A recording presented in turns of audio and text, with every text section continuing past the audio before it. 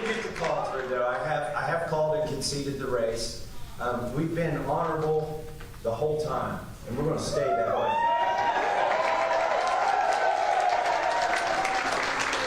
You know, welcome to the most expensive congressional primary ever in the 250-year history of this country. It's not just the most expensive. Okay. This thing went on longer than Vietnam. It started 9 months ago, and they didn't even have a candidate, and they decided they wanted to take me out. I want to start by thanking the volunteers who have put so much effort into this. Some of you came from all across the country. Some of you are homegrown. I love all of you.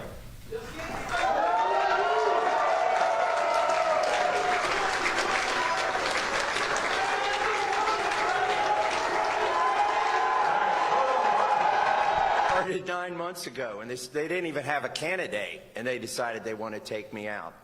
I want to start by thanking the volunteers who have put so much effort into this. Some of you came from all across the country. Some of you are homegrown. I love all of you.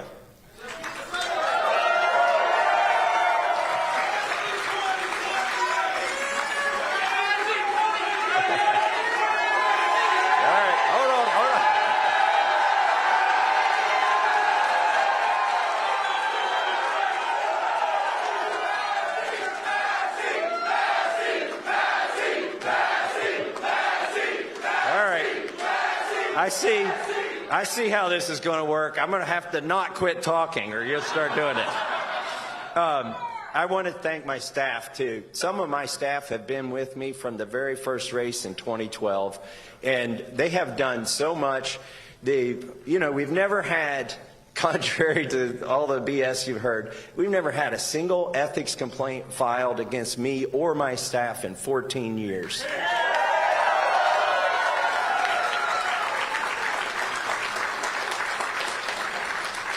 I want to thank the donors. Now listen, I'd name them all, but there's 50,000 donors, okay?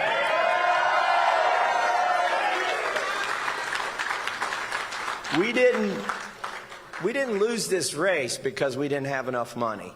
You know, it is the most expensive race ever. I think when they add it up, right now they can count 35 million. I think when they add it up, it's going to be a lot more than that, because on our side, we know we spent more than 15 million, and we were able to go toe-to-toe. There was never a week that we got outspent more than 2-1 in this entire race once it got underway. And that's also, it wasn't just the grassroots.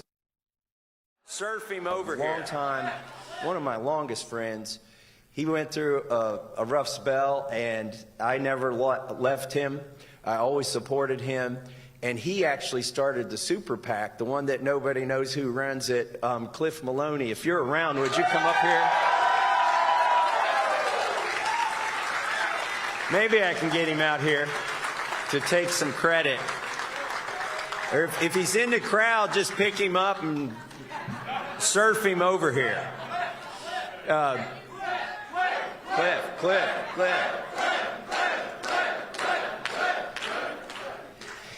I see, by the way, I see one of my online influencer heroes, Bobby Sauce, over here.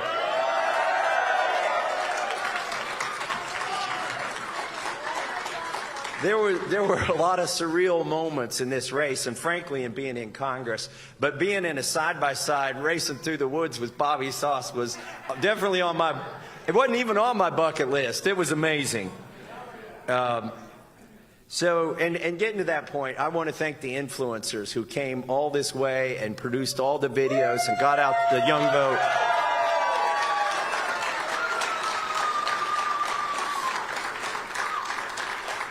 I want to thank my family. That's who we have arrayed back here, my grandbabies, all three of them.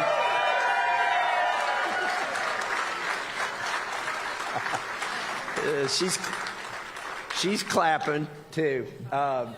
It's a little bit overwhelming for them, but they are what recharges my batteries when I come back from Washington, D.C., these grandbabies.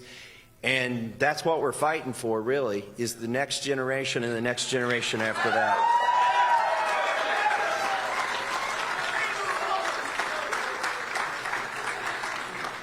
But I have to especially thank my wife, Carolyn.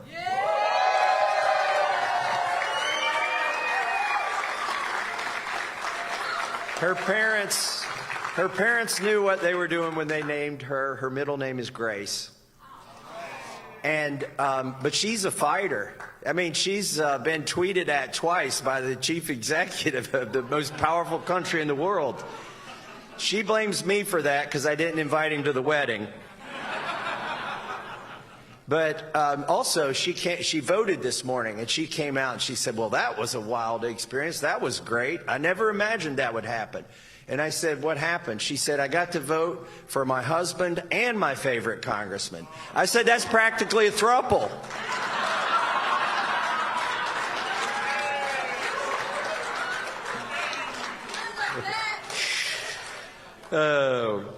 In all seriousness, walking out here and seeing all of you has really energized me, and it has all along. But why am I hopeful right now? Because if you looked at the crosstab in the polling, and I'm sure if we had exit polling, it would show the same thing.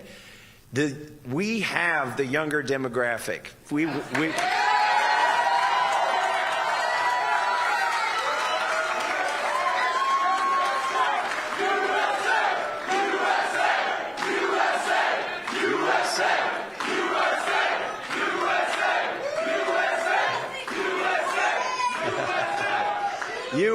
You are patriots, and you will inherit this country, and you will make it better, and I am hopeful because of that. Thank you.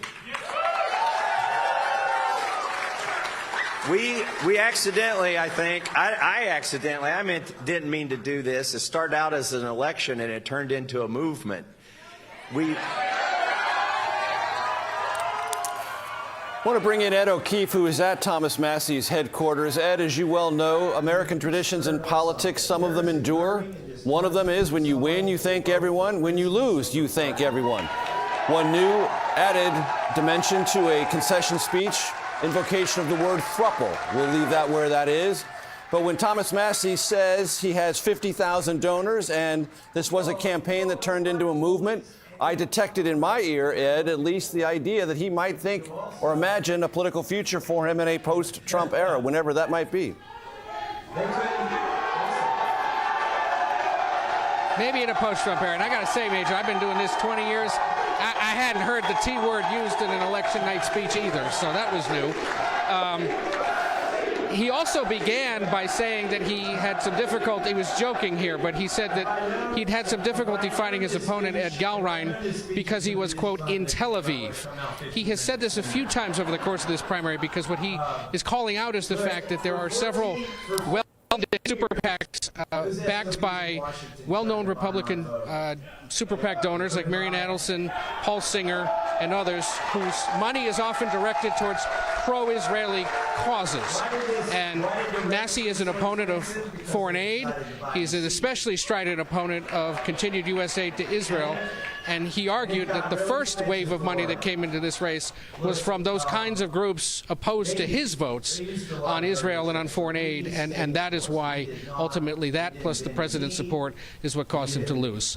But this is a notable defeat for a congressman who had come sort of out of the Tea Party movement, the Rand Paul libertarian wing of the Republican Party that's thrived in years past here in Kentucky, but tonight goes down in what appears to be, at least at this hour, a double-digit defeat. Ed O'Keefe, thank you very much. I want to bring back Joel Payne and Terry Sullivan. Terry, I had to drop you from commenting on this as it was going on. If you have any other thoughts you want to add after listening to Thomas Massie, please add them. And then, Joel, the stage will be yours. Yeah, look, he's a good man, and he is obviously losing with some grace and dignity, which is nice to see in politics today. You know, this is politics. There's a winner, there's a loser, and he's doing it with class. Joel Payne. Yeah, I'm watching with some interest as a Democrat here, and there's a couple things that jump out to me.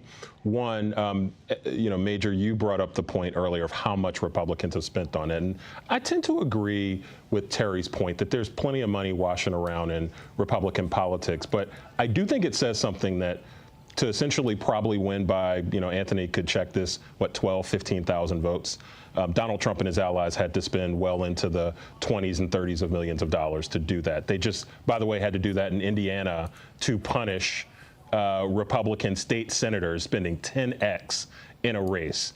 This is because Donald Trump and his political entourage, they believe that their strength is by absolute 1,000% fealty from the Republican base.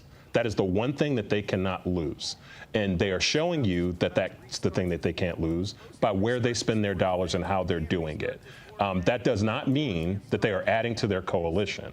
And that's one of the reasons why in 2026, they're not going to end up on the right side of the ballot this November, because they have a base strategy, and a base strategy can't save you in a midterm, particularly when your base is going to be depressed anyway. Donald Trump's strategy here is on display, and I think that that's notable.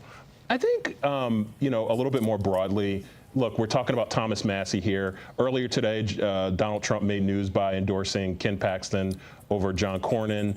Recently, Bill Cassidy lost in Louisiana. These are all folks who I think the Trump folks would say are not the most loyal. This is going to be a very interesting governing moment for the next 4, 5, 6 months in this Congress that is very closely divided. It'll be an interesting job for John Thune to hold that Republican conference together in the Senate, and it'll be an interesting job for Mike Johnson to do the same on the House, because the margins are thin, and essentially the president is throwing these folks who are 90+% allies overboard because they're not 105% allies.